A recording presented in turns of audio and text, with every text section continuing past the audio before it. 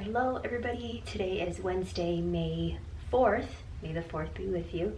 And I have some finally good news. Not as good news as if I were to find out that I was pregnant, but today I finally got my period after 76 days. 76 days, guys. This is the longest I've ever gone without having my period. I think last time the longest I went was like 55 days, and I was really starting to get worried because it's been over 70 days that I didn't get my period. And so I was really just nervous, and actually this coming Monday is my doctor's appointment, and so I was really hoping that I would get it before my doctor's appointment or around that time so that my OBGYN can give me the medication that I may need or that she may want me to take, because a lot of fertility medication you can only take when you're on your period or just after you get your period. And for someone with PCOS like me, it's hard to know when I'm going to get my period, so I just have to wait until then before I can take any medication anyways. This is a good sign. It means that my cycle can restart. We have a chance. We can do something now to hopefully try to get pregnant. And I'm just crossing my fingers, and I'm just, again, thankful that this is how May is starting out for me right now. Small wins like this is what I look forward to. So, all right, we'll keep you guys updated when I go to the doctor's office. Hello everybody, happy Saturday. Today it is May 7th. I wanted to share with you all that I decided to try going vegan for the week. Some of our friends went vegan. They really, loved how it made them feel and their bodies feel, how much more energy they had. And also, we watched a documentary on Netflix that kind of made me want to dabble into trying veganism a little bit. I went to Trader Joe's to do some grocery shopping for some vegan food, and let me just, if you guys don't know, vegan food is expensive. So just for this, like a few days, I'll just say it's expensive. But I wanted to try it out to see if this will kind of help me to cleanse my body, to help me with my hormone imbalances, because everything that I'm eating right now, it's not helping. So I kind of need to change my diet a little bit to help my body along so that it can be ready to bear children one day. So let me show you guys what I'm going to be making for dinner today, because I'm just so hungry. This isn't everything that I got from Trader Joe's, but just what I'm going to be eating for tonight. Some vegan spinach and cashew ravioli here. I'm going to be doing that with the kale, cashew, and basil pesto sauce here. Because I love my pasta. And then I got some pita chips that we can just dip with some hummus here for snacking. I wanted to try these smart tenders with my ravioli, so I might just warm up some of these and eat it together with the pesto and the ravioli here.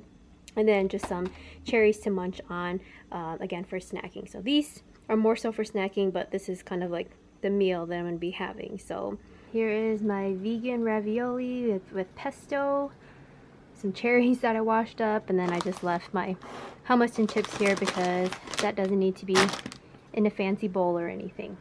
Alright, here we go. Let's try out the ravioli. It's really good. There's chicken.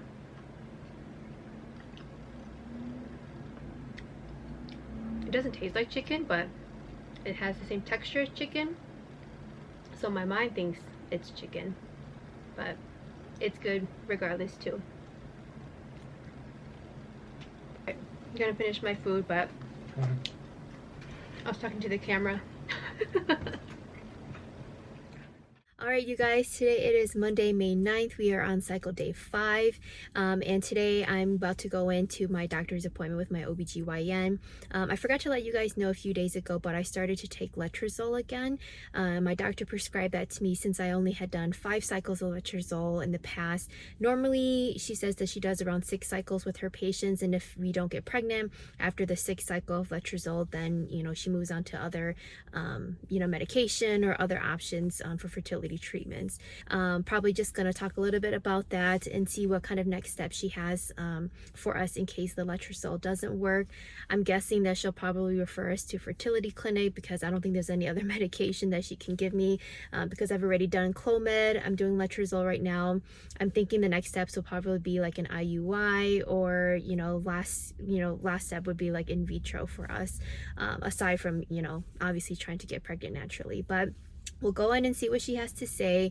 And I'm, again, just hoping that everything goes well and that we can just get some answers, or not necessarily, I mean, if not answers, options about kind of next steps for us. So I just got done with my appointment. It went really fast, really well though, and everything is good to see my doctor again after like a year and a half.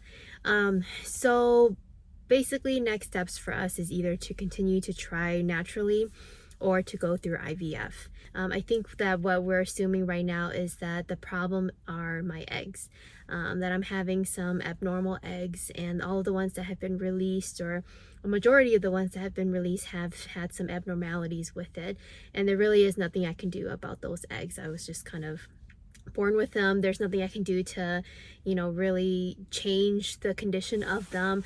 Honestly, it doesn't mean that all of my eggs are abnormal. It could just be like, some of them are, or I don't know, half of them are. I don't know what the number is, but I could still have, some normal eggs as well too. And it's just a matter of waiting for one of the normal eggs to release and for fertilization to happen for us to be able to have and to hold a pregnancy, a successful pregnancy. So the options right now then are to just wait to try to naturally get pregnant again. I mean, after this cycle of letrozole. She did also say that I could take another cycle of letrozole. She's okay with that if I wanted to do that. So I would be going on 7 cycles of letrozole if I don't get pregnant this round. But I think I'm just going to wait to see if this letrozole helps me to release a good egg, and then hopefully if we are able to get pregnant this round. If not, I can do another round of letrozole if I want to. Otherwise, it's really just trying to conceive naturally and waiting it out again, or going to visit a fertility clinic. She says that Minnesota is one of the most, if not the most expensive state to do in vitro fertilization. And so she's had patients who have gone to different states, even out of the country to do it, to Mexico, to Canada. She's got clients, patients who have successfully gotten pregnant through IVF in different countries or different states. And so it is an option for us if, cost is a barrier, which obviously cost is a barrier for us. It's so expensive to want to start your own family. I don't know why it is so expensive here in America, and in Minnesota as well too, where healthcare is apparently supposed to be really good. I'm 31, you guys, and I know that I'm still young to some people, but to other people too, and to, I consider that, we've been trying for 5 years now, and we still haven't been able to get pregnant. And so I don't think I'm too young. I think that my time is ticking every single day, and I want to be able to grow up with my kids. I want Sue and I to grow up with our kids. I don't want to be in my late 30s or even 40s by the time we have kids. I mean, I'd be so happy if we do, and if we are at that age, but our bodies are getting older as well. So I think there's just a lot for me to think about then, and me and Sue to talk about, and to see what we want to do moving forward. But as of right now, I think we've probably exhausted all of our options with my OBGYN, and next steps would be either to just go to a fertility clinic then, or to just continue to try naturally. So that's next steps for us, you guys. Hello everybody, today it is Sunday, May 22nd, and so throughout this month I have still been trying to track my basal body temperature. My subscription with ObviSense actually ran out after a year, and so I ended up just buying a lifetime subscription, and I got a new sensor. So there was like 2 weeks in May that I wasn't able to track my basal body temperature, but that's okay, because kind of that first week was my period week, and then the next week I was just kind of like a waiting week. But I did get my sensor, my new sensor and subscription and everything, and so I started to track my basal body temperature about 4 or 5 days ago. But 2 nights ago I forgot to put in my sensor, because I was just so tired that as soon as I came home I just fell asleep, and I ended up knocking out, like in my regular clothes and everything too. But I put my sensor in last night, and my sensor detected that my temperature had gone like dramatically high. So let me just show you guys. According to the fertility app, I'm supposed to be in my fertile window starting on Saturday, May 28th, which is this Saturday. But like I said, I forgot to track my sensor yesterday, so there isn't anything recorded there. But the past few days have been kind of tracking around like 97.28, I think. 97.47. It started to go up here. And then last night it was at, last night it was at 98.27. So big spike in my basal body temperature here, and I'm really wishing I would have tracked it for this day here, because I mean, like, if it was in the middle around here somewhere, then this is probably pretty accurate. But again, this one right here, this one at 98.27 may just be a discrepancy in kind of the tracking of my basal body temperature. So you can assume that I'm pretty excited to, and kind of nervous to test out what my basal body temperature is going to be like tonight, because if it stays like in the high 97 point, you know, in the high 97s, low 98s, then I probably did ovulate. And you know, you guys, this month I did take letrozole to help me to ovulate. And so this is what, day 19 of my cycle right now, that potentially I did ovulate the past like day or two. And so I'm kind of like really like nervous and really like crossing my fingers and really anxious to see what my basal body temperature reading is tonight, because I think whatever it records as tomorrow when I wake up and check it, that'll really tell me if I did ovulate or if this is just, again, like a discrepancy in last night's basal body temperature recording. So, which, you know, I just got the sensor, it's a new sensor, so I'm hoping that it's really accurate. I mean, my other one, I've been using it for a year, and so I can understand if it's not tracking exactly, you know, like how I used to when I first got it. But this is a brand new sensor, so I'm hoping that this is correct, and I'm praying that it's because of the letrozole. And I'm just like, oh my gosh, I don't know, you guys, like, I'm just really excited and just a little nervous, and I can't wait to go to bed tonight to track my basal body temperature to see what it says tomorrow. But don't get too ahead of yourself, Tiff. Like, just take it one day at a time, one step at a time. Let's see what the temperature check says and everything tomorrow. But yeah, if anything, like, according to the app, I'm not supposed to ovulate until later this week anyways. And so I don't know, maybe it was the letrozole that's helping. So I'm gonna track it tonight, see what it's like tomorrow morning, and yeah, we'll hopefully the timing and everything worked out well, and that I did ovulate this cycle, guys. That would be something, wouldn't it? Alright everybody, today it is Monday, May 23rd. We are on day 20 of my cycle. I checked my basal body temperature this morning and it read as 97.84, which is consistent with ovulation. And so maybe I did, and I think it's probably all because of the letrozole that I was taking, and I'm pretty sure that going on the vegan diet also helped with kind of regulating some of my hormones. So I'm just crossing my fingers, and we'll have to see the next few days. I'm going to take my temperature again tonight and the next few days as well too, just to see that it is consistent in that higher range, because if I did ovulate, that means that it should be still in like the high 97s or low 98s. The thing that's hard to tell with this app and with OvuSense and just kind of tracking your basal body temperature in general is that there's no way to tell you that, like, oh, your body's preparing to ovulate, you know, so this is the time for, you know, baby planning and everything now.